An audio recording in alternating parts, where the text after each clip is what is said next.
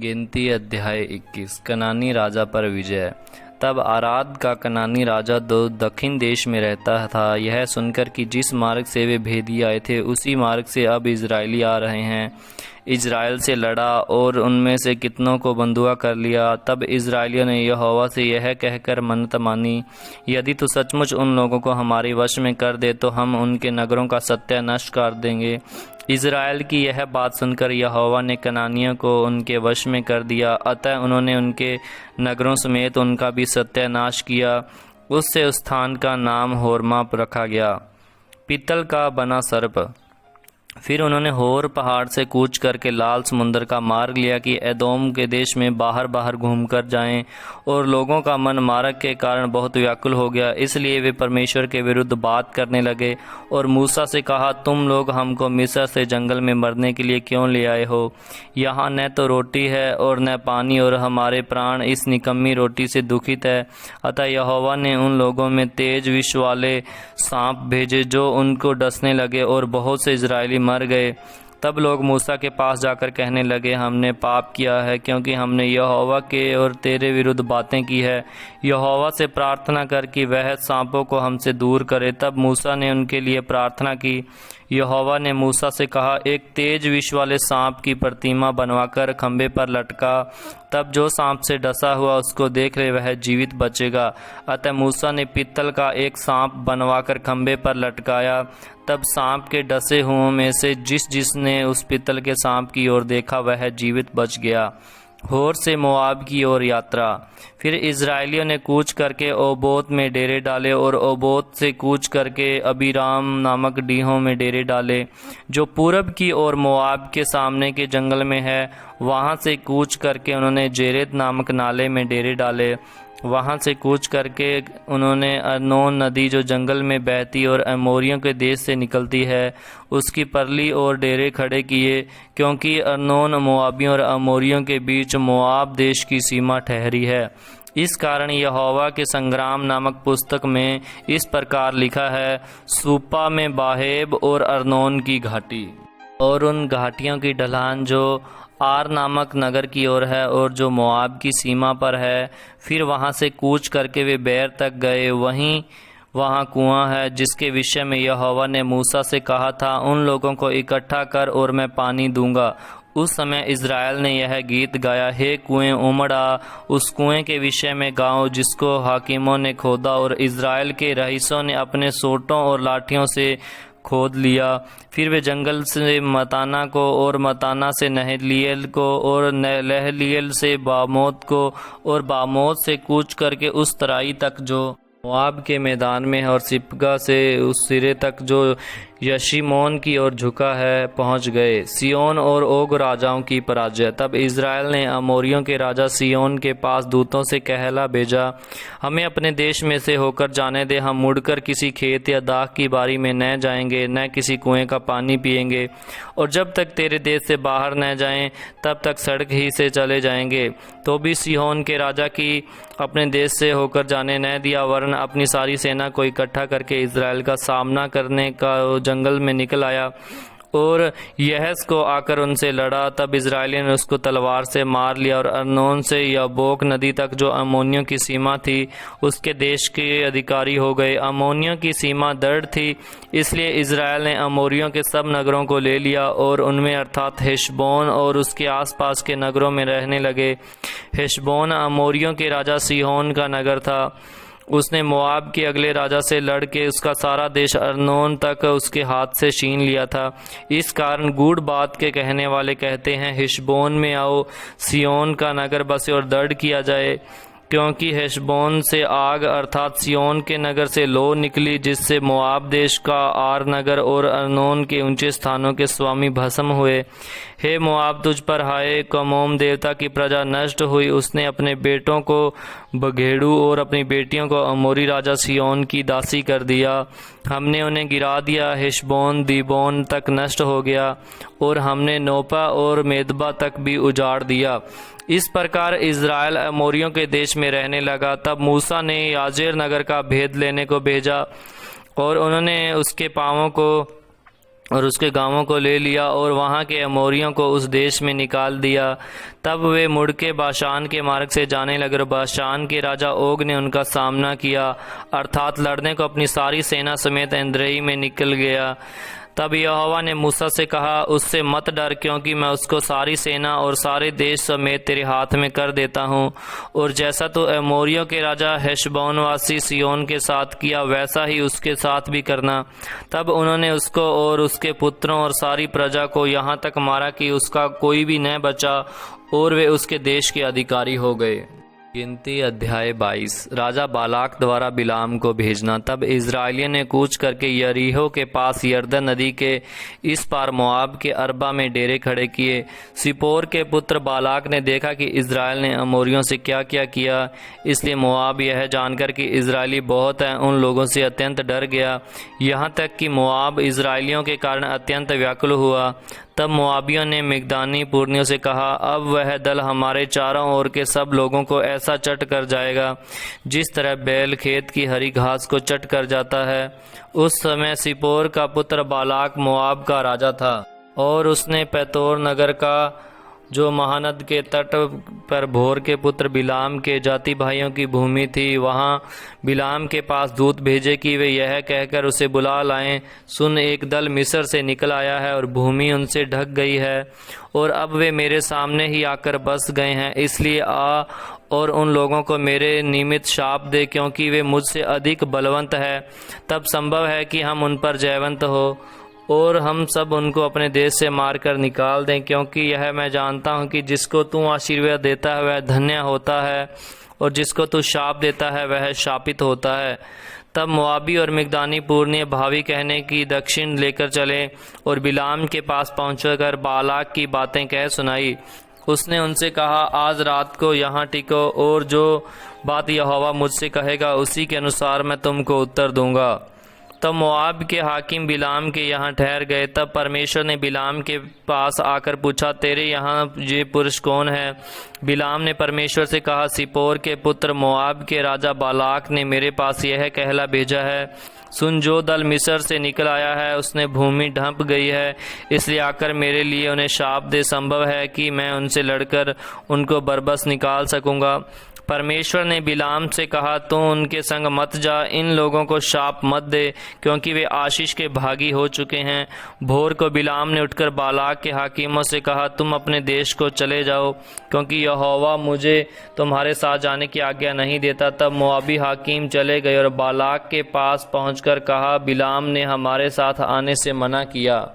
इस पर बालाक ने फिर और हाकिम भेजे, जो पहलों से प्रतिष्ठित और गिनती में भी अधिक थे।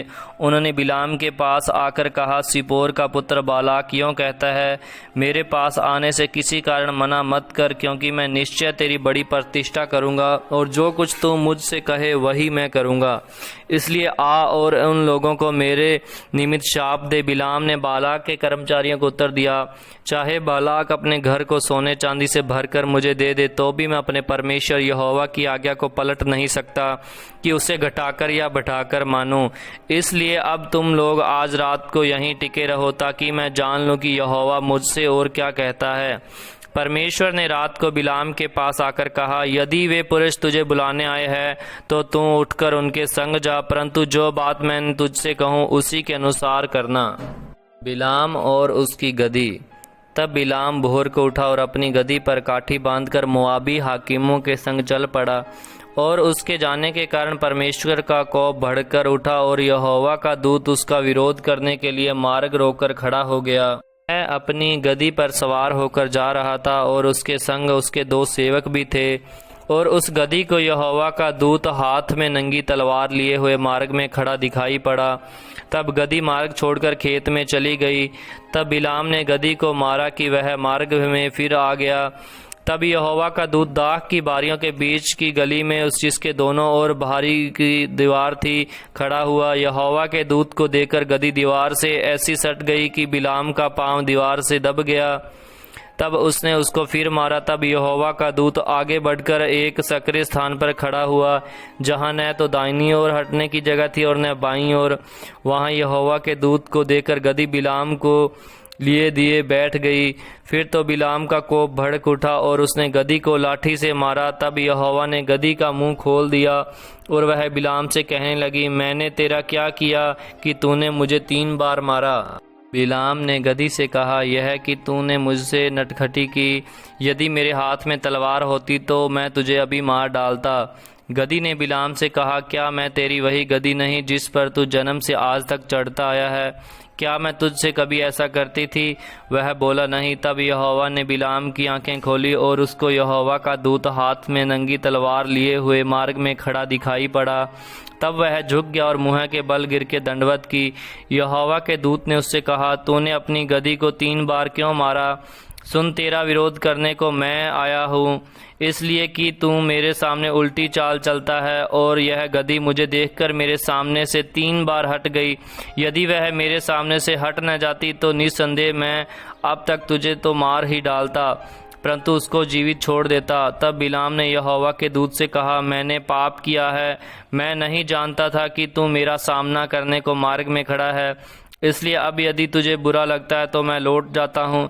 यहोवा के दूत ने बिलाम से कहा, उन पुरुषों के संग तू चला जा, परंतु केवल वही बात कहना जो मैं तुझसे कहूँगा। तब बिलाम बालाक के हाकिमों के संग चला गया। बालाक द्वारा बिलाम का स्वागत। यह सुनकर कि बिलाम आ रहा है, बालाक उससे भेंट करने के लिए मोआब के उस नगर तक जो उस देश की अर्नोन वाली सीमा पर है गया। बालाक ने बिलाम से कहा, क्या मैंने बड़ी आशा से तुझे नहीं बुलवावा भेजा था? फिर तू मेरे पास क्यों नहीं चला आया? क्या मैं इस योग्य नहीं कि सचमुच तेरी उचित प्रतिष्ठा कर सकता? बिलाम ने बालाक से कहा, देख, मैं तेरे पास आया तो हूँ, परंतु अब क्या मैं कुछ कह सकता हूँ? जो बात परमेश्वर मेरे मुँह में डालेगा वही बात मैं कहूँगा। तब बिलाम ने बालाक के संग संग चला और वे किर्यसुथोत तक गए। और बालाक ने बैल और भेड़ बकरियों को बलि किया और बिलाम और उसके साथ के हाकिमों के पास भेजा। भोर को बालाक बिलाम को बाल के ऊंचे स्थानों पर चढ़ा ले गया और वहां से उसको सब इजरायली लोग दिखाई पड़े। गिनती अध्याय 23। बिलाम का प्रथम आशीर्वचन। तब बिलाम ने बालाक से कहा, यहाँ पर मेरे लिए 7 वेदियाँ बनवा और इसी स्थान पर 7 बछड़े और 7 मेढ़े तैयार कर। तब बालाक ने बिलाम के कहने के अनुसार किया और बालाक और बिलाम ने मिलकर प्रत्येक वेदी पर 1 बछड़ा और 1 मेढ़ा चढ़ाया। फिर बिलाम ने बालाक से कहा, तू अपने होमबलि के पास खड़ा रहे और मैं जाता हूँ। संभव है कि यहोवा मुझसे भेंट करने को आए और जो कुछ वह मुझ पर प्रकाशित करेगा वही मैं तुझको बताऊंगा। तब वह एक मुड्डे पहाड़ पर गया और परमेश्वर बिलाम से मिला और बिलाम ने उससे कहा, मैंने 7 वेदियां तैयार की है और प्रत्येक वेदी पर 1 बछड़ा और 1 मेढ़ा चढ़ाया है। यहोवा ने बिलाम के मुंह में एक बात डाली और कहा, बालाक के पास लौट जा और यों कहना।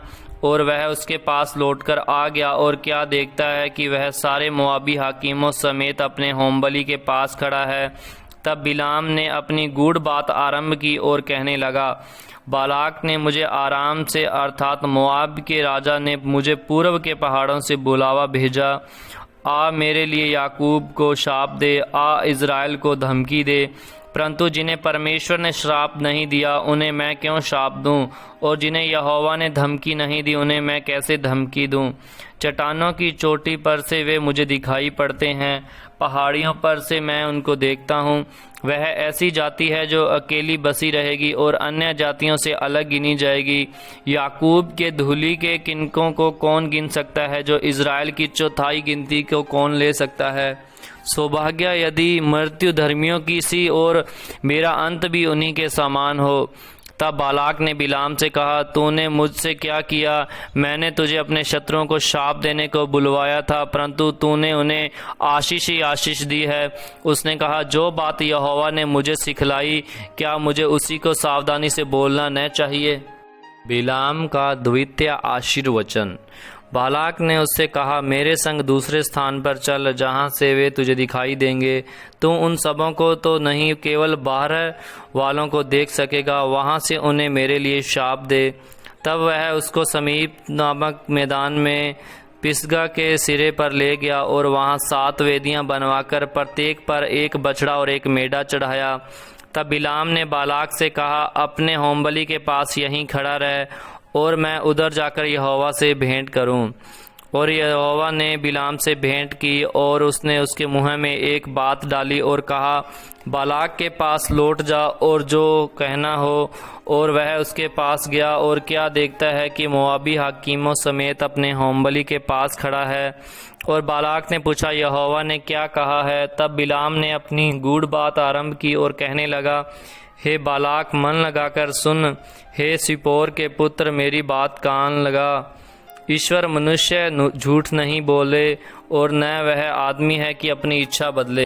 जो कुछ उसने कहा उसे न करे, क्या वह वचन देकर उसे पूरा न करे? देख, आशीर्वाद ही देने की आज्ञा मैंने पाई है। वह आशीष दे चुका है और मैं उसे नहीं पलट सकता। उसने याकूब में अनर्थ नहीं पाया और न इज़राइल में अन्याय देखा है। उसका परमेश्वर यहोवा उसके संग है और उनमें राजा की सी तलवार होती है। उन्होंने मिस्र में से ईश्वर की निकाल लिए आ रहा है। वह तो बनेले सांड के समान बल रखता है। निश्चय कोई मंत्र याकूब पर नहीं चल सकता और इज़राइल पर भावी कहना कोई अर्थ नहीं रखता। परंतु याकूब और इज़राइल के विषय में अब यह कहा जाएगा कि ईश्वर ने क्या ही विचित्र काम किया है। सुन, वह दल सिंहनी के समान उठेगा और सिंह के समान खड़ा होगा। वह जब तक अहेर को न खा ले, तब तक वह होनों को लहू को न पी ले, तब तक न लेटेगा। तब बालाक ने बिलाम से कहा, उनको न तो शाप देना और न आशीष देना। बिलाम ने बालाक से कहा, क्या मैंने तुझसे नहीं कहा कि जो कुछ यहोवा मुझसे कहेगा वही मुझे करना पड़ेगा? बिलाम का तृतीय आशीर्वचन। बिलाम ने बालाक से कहा, चल मैं तुझको एक और स्थान पर ले चलता हूँ। संभव है कि परमेश्वर की इच्छा हो कि तू वहाँ से उन्हें मेरे लिए शाप दे। तब बालाक बिलाम को पोर के सिरे पर, जहाँ से यशीमोन देश दिखाई देता है, ले गया। और बिलाम ने बालाक से कहा, यहाँ पर मेरे लिए 7 वेदियाँ बनवा और 7 बछड़े और 7 मेढ़े तैयार कर। बिलाम के कहने के अनुसार बालाक ने प्रत्येक वेदी पर एक बछड़ा और एक मेढ़ा चढ़ाया। गिनती अध्याय 24। यह देखकर कि यहोवा इज़राइल को आशीष ही दिलाना चाहता है, बिलाम पहले के समान शकुन देखने को न गया, परंतु अपना मुँह जंगल की ओर कर लिया। और बिलाम ने आंखें उठाई और इज़राइलियों को अपने गोत्र गोत्र के अनुसार बसे हुए देखा और परमेश्वर का आत्मा उस पर उतरा। तब उसने अपनी गूढ़ बात आरंभ की और कहने लगा, बोर के पुत्र बिलाम की यह वाणी है। जिस पुरुष की आंखें बंद थी उसी की यह वाणी है। ईश्वर के वचनों को सुनने वाला जो दंडवत में पड़ा हुआ खुली हुई आंखों से सर्वशक्तिमान का दर्शन पाता है, उसी की यह वाणी है। हे याकूब, तेरे डेरे, और हे इज़राइल, तेरे निवास स्थान क्या ही मन भावने हैं। वे तो घाटियों के समान और नदी के तट के वाटिकाओं के समान ऐसे फैले हुए हैं जैसे कि यहोवा के लगाए हुए अगर के वृक्ष और जल के निकट के देवदारू। और उसके घड़ों से जल उमड़ा करेगा और उसका बीज बहुत से जल भरे खेतों में पड़ेगा। और उसका राजा आगाग से भी महान होगा और उसका राज्य बढ़ता ही जाएगा। उसको मिस्र में से परमेश्वर ही निकाल लिए आ रहा है। वह तो बनेले सांड के समान बल रखता है और जाति जाति लोग जो उसके द्रोही हैं उनको वह खा जाएगा और उनकी हड्डियों को टुकड़े टुकड़े करेगा और वह अपने तीरों से उनको भेदेगा। तब दबका बैठेगा। वह सिंह या सिंहनी के समान लेट गया है, अब उसको कौन छेड़े। जो कोई तुझे आशीर्वाद दे वह आशीष पाए और जो कोई तुझे शाप दे वह शापित हो। तब बालाक का कोप बिलाम पर भड़क उठा और उसने हाथ पर हाथ पटककर बिलाम से कहा, मैंने तुझे अपने शत्रुओं को शाप देने के लिए बुलवाया, परंतु तूने 3 बार उन्हें आशीर्वाद ही आशीर्वाद दिया है। इसलिए अब तू अपने स्थान पर भाग जा। मैंने तो सोचा कि तेरी बड़ी प्रतिष्ठा करूंगा, परंतु अब यहोवा ने तुझे प्रतिष्ठा पाने से रोक रखा है। बिलाम ने बालाक से कहा, जो दूत तुम मेरे पास भेजे थे, क्या मैंने उनसे भी न कहा था कि चाहे बालाक अपने घर को सोने चांदी से भरकर मुझे दे, तो भी मैं यहोवा की आज्ञा तोड़कर अपने मन से न तो भला कर सकता हूँ और न बुरा। जो कुछ यहोवा कहेगा वही मैं कहूँगा। बिलाम के अंतिम आशीर्वचन। अब सुन, मैं अपने लोगों के पास लौट कर जाता हूँ। अपने पहले से मैं तुझे चिता देता हूँ कि अंत के दिनों में वे लोग तेरी प्रजा से क्या करेंगे। फिर वह अपनी गूढ़ बात आरंभ करने लगा। बोर के पुत्र बिलाम की यह वाणी है, जिस पुरुष की आंखें बंद थी उसी की यह वाणी है। ईश्वर के वचनों को सुनने वाला और परम प्रधान के ज्ञान का जानने वाला, जो दंडवत में पड़ा हुआ खुली हुई आंखों से सर्वशक्तिमान का दर्शन पाता है, उसी की यह वाणी है। मैं उसको देखता तो सही परंतु अभी नहीं, मैं उसको निहारूंगा तो सही परंतु समीप होके नहीं। याकूब में से एक तारा उदय होगा और इज़राइल में से एक राज्य दंड उठेगा, जो मोआब की सीमाओं को चूर चूर कर देगा, और एदोम और सेईर जो उसके शत्रु हैं दोनों उसके वश में पड़ेंगे, और इज़राइल वीरता दिखाता जाएगा। और याकूब ही में से एक अधिपति आएगा जो प्रभुता करेगा और नगर में से बचे हुओं का भी सत्यानाश करेगा। फिर उसने अमालेक पर दृष्टि करके अपनी गूढ़ बात आरंभ की और कहने लगा, अमालेक अन्य जातियों में श्रेष्ठ तो था परंतु उसका अंत विनाश ही है। फिर उसने कैनियों पर दृष्टि करके अपनी गूढ़ बात आरंभ की और कहने लगा, तेरा निवास स्थान अति दृढ़ तो है और तेरा बसेरा चट्टान पर तो है, तो भी कैन उजड़ जाएगा और अंत में अशरूर तुझे बंदी बनाकर ले जाएगा। फिर उसने अपनी गूढ़ बात आरंभ की और कहने लगा, हाय जब ईश्वर यह करेगा तब कौन जीवित बचेगा। तो भी कीतियों के पास से जहाज वाले आकर अशरूर को और अबेर को भी दुख देंगे और अंत में उसका भी विनाश हो जाएगा। तब बिलाम चल दिया और अपने स्थान पर लौट गया और बालाक ने भी अपना मार्ग लिया। गिनती अध्याय 25। इज़राइलियों का व्यभिचार। इज़राइली शितीम में रहते थे और वे लोग मोआबी लड़कियों के संग कुकर्म करने लगे। और जब उन स्त्रियों ने उन लोगों को अपने देवताओं के यज्ञों में नेवता दिया, तब वे लोग खाकर उनके देवताओं को दंडवत करने लगे। यों इज़राइली बालपोर देवता को पूजने लगे। तब यहोवा का कोप इज़राइल पर भड़क उठा। तब यहोवा ने मूसा से कहा, प्रजा के सब प्रधानों को पकड़कर यहोवा के लिए धूप में लटका दे, जिससे मेरा भड़का हुआ कोप इज़राइल के ऊपर से दूर हो जाए। तब मूसा ने इज़राइली न्यायियों से कहा, तुम्हारे जो जो आदमी बालपोर के संग मिले गए उन्हें घात करो। जब इज़राइलियों की सारी मंडली मिलाप वाले तंबू के द्वार पर रो रही थी, तो एक इज़राइली पुरुष मूसा और सब लोगों की आंखों के सामने एक मिगदानी स्त्री को अपने साथ अपने भाइयों के पास ले आया। उसे देखकर एलीआज़ार का पुत्र पीनहास, जो हारून याजक का पोता था, उसने मंडली में से उठकर हाथ में एक बर्छी ली और उस इज़राइली पुरुष के डेरे में जाने के बाद वह भीतर गया और उस पुरुष और उस स्त्री दोनों के पेट में बर्छी भेद दी। इस पर इज़राइलियों में जो मरी फैल गई थी वह थम गई और मरी में से 24,000 मनुष्य मर गए थे। तब यहोवा ने मूसा से कहा, हारून याजक का पोता एलीआज़ार का पुत्र पीनहास, जिसे इज़राइलियों के बीच मेरी सी जलन उठी, उसने मेरी जलजलाहट को उन पर से यहाँ तक दूर किया कि मैंने जलकर उनका अंत नहीं कर डाला। इसलिए तू कह दे कि मैं उससे शांति की वाचा बांधूंगा हूँ और वह उसके लिए और उसके बाद उसके वंश के लिए सदा के याजक पद की वाचा होगी, क्योंकि उसे अपने परमेश्वर के लिए जलन उठी और उसने इज़राइलियों के लिए प्रायश्चित किया। जो इज़राइली पुरुष मिगदानी स्त्री के संग मारा गया उसका नाम जिमरी था। वह साल का पुत्र और शिमोनियों में से अपने पितरों के घराने का प्रधान था। और जो मिगदानी स्त्री मारी गई उसका नाम कोजबी था। वह सुर की बेटी थी और मिगदानी पितरों के घर एक घराने के लोगों का प्रधान था। फिर यहोवा ने मूसा से कहा, मिगदानियों को सता और उन्हें मार, क्योंकि पोर के विषय और कोजबी के विषय वे तुमको छल करके सताते हैं। कोजबी एक मिगदानी प्रधान की बेटी और मिगदानियों की जाति बहन थी और मरी के दिन में पोर के मामले में मारी गई।